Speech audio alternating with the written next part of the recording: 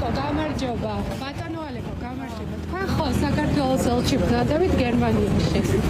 საკუთარ სტატუსში მაშინ ეჭვი არ ეპარებოდა, თუმცა 7 თვის შემდეგ ალექსანდრე კარტოზიას ელჩად მხოლოდ ქართული ოცნება აღიარებს. კარტოზია მომღერლებთან, კარტოზია მოცეკვავეებს შორის, კარტოზია ევროპული კინოს ბაზრობაზე და არც ერთი შეხვედრა ოფიციალურ პირებთან 2025 წლის სექტემბრიდან, ანუ მას შემდეგ, რაც ქართულმა ოცნებამ გერმანიაში საქართველოს ელჩად გაგზავნა, ალექსანდრე კარტოზია მხოლოდ კულტურულ ღონისძიებებში ახერხებს მონაწილეობას, ანუ მხოლოდ იქ მიდის, სადაც მისვლას ნებისმიერი სხვაც შეძლებდა. რატომ აღმოჩნდა ასეთ მდგომარეობაში დიპლომატი? მიზეზი ფორმულამ გაარღვია. წყაროებმა დაგვიდასტურეს, რომ ელჩად გაგზავნილ კარტოზიას 7 თვის შემდეგაც კი ამ სტატუსით მიმღები სახელმწიფო, ანუ გერმანია არ აღიარებს. რატომ არ ყავს გერმანიაში სრულუფლებიანი ელჩი? ალექსანდრე კარტოზია თქვენ დანიშნეთ ელჩად, მაგრამ მას რწმუნებათა სიგელი გერმანიის მთავრობისთვის არ ჩაუბარებია, მას როგორ ახსნათ? თანაც ელჩად დანიშნეთ გასული წლის სექტემბერში, დიდი დროა გასული. მაკა ბოჭორიშვილის მოადგილისგან პასუხები ვერ მივიღეთ. არც საგარეო უწყების პრესსამსახურმა გვიპასუხა. არადა საუბარი ევროპის ერთ-ერთ პოლიტიკურ და ეკონომიკურ ცენტრზეა. მრავალი ათეული წელია სწორედ გერმანია საქართველოს მნიშვნელოვანი პარტნიორი, რომელიც სუვერენიტეტს უჭერს მხარს და რომლის გარეშეც ევროინტეგრაციაც შეუძლებელი ამოცანაა. თუმცა ფორმულა შეკითხების შემდეგ ოცნებაში კარტოზიაზე ინფორმაციის დადასტურება მაინც მოუწიათ. ოღონდ ისე თითქოს განსაკუთრებული არაფერი ხდება. კარტოზიას ელჩად აღიარების პროცესის გაჭიანურებას პარტია უმნიშვნელო მოვლენას წარმოაჩენს და პროცედურული შეფერხებით ხსნის. გერმანიაში თუ ყავს საქართველოს ელჩი? დამტკიცებული. კი, როგორ არ აქვს საქართველოს ელჩი? საქართველოს პრემიერ-მინისტრმა დანიშნა, ოღონდ რამდენადაც მე ვიცი, უბრალოდ რამდენადაც ვიცი, სიგელები არ არის, წუნებად სიგელები არ არის ჯერ გადაცემული. რატომ აჭიანურებენ ამ პროცესს თქვენი აზრით? არ ვიცი რა პროცედურებია, საქართველოშიც როგორც მოგეხსენებათ, ხდება ელჩების ერთობლივი ცერემონიის ჩატარება ხოლმე, როგორც წესი რამდენიმე ადამიანი წელიწადში რამდენიმეჯერ ხდება ამ პროცესის გავლა, არა ინდივიდუალურად. სხვა დეტალები მე გერმანიის ალეკო კარტოზიაზეა ხო საუბარი, ხო არ გვეშლება?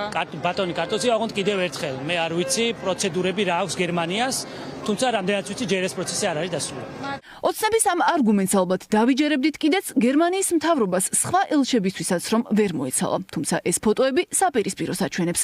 მასალა ბელვიუს სასახლეშია გადაღებული, სადაც გერმანიის პრეზიდენტი მისიების ხელმძღვანელებისგან რწმუნებათა სიგელებს იბარებს. სულ ბოლოს მარტში შტაინმაიერმა ფილიპინების ელჩი მიიღო. კარტოზიასთვის კი, რომელიც რიგში სექტემბრიდან დგას, მოსაწვევი არავის გაუგზავნია. არადა აკრედიტაციის ამ პროცედურის გარეშე პირი ელჩად არ მიიჩნევა. ექსპერტებისთვის ცხადია, რომ მიზეზი პოლიტიკურია, ანუ ასე გერმანია ივანიშვილის პარტიის პოლიტიკას პასუხობს. ამას ადასტურებენ ფორმულას წყაროებიც.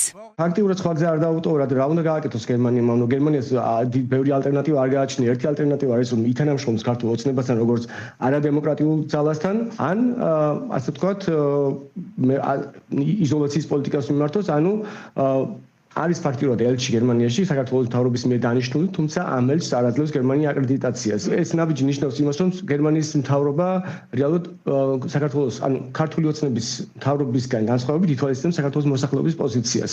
სხვა შემთხვევაში გერმანია შეუძლია თქვას, რომ იცით, ანუ ჩემთვის ეკონომიკური ურთიერთობები გადამწყვეტია.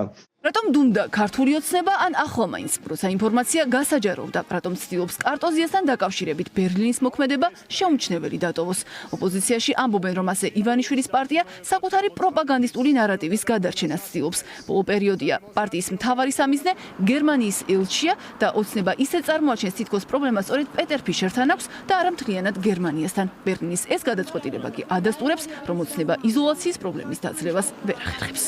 ქართული ოცნებისთვის არ არის მომგებიანი ამ ფაქტის ტირაჟირება, იმიტომ რომ ისინი მუდმივად თავს ესხმიან გერმანიის ძალიან კომპეტენტურ ელჩს საქართველოში, ამით ცდილობენ საკუთარი მომხრეები მოატყუონ, რომ თითქოს გერმანიის ხელისუფლების პოლიტიკასთან, ასე ვთქვათ, კი არ არის პრობლემა ბიძინა ივანიშვილის მიერ წარმოებული, ასე ვთქვათ, საგარეო პოლიტიკის შედეგად შექმნილი პრობლემები, არამედ ელჩის პრობლემა არის საქართველოში. და რეალობა არის, რა თქმა უნდა, სხვა. საქართველოს რეალურად დღეს შეიძლება ითქვას აკრედიტირებული, სრულად აკრედიტირებული ელჩი და შესაბამისად ელჩი არ ყავს გერმანიაში.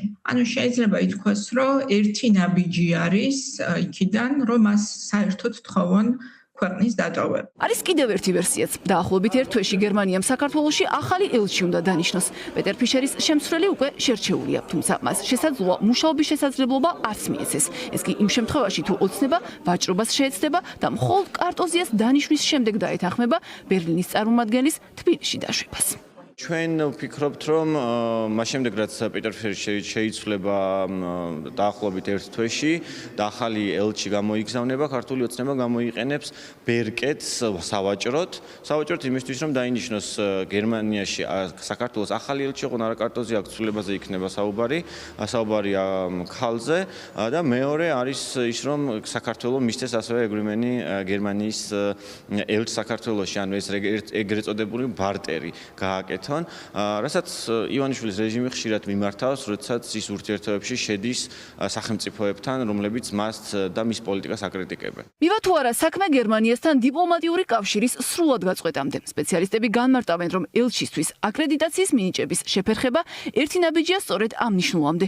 იმ შემთხვევაში კი თუ ოცნება ბერლინის შანტაჟს შეეცდება, კავშირის გაწყვეტა მხოლოდ დაჩქარდება. გერმანიის საგარეო საქმეთა სამინისტროს ალექსანდრე კარტოზიასთან დაკავშირებით განმარტება არ გაუცელებია.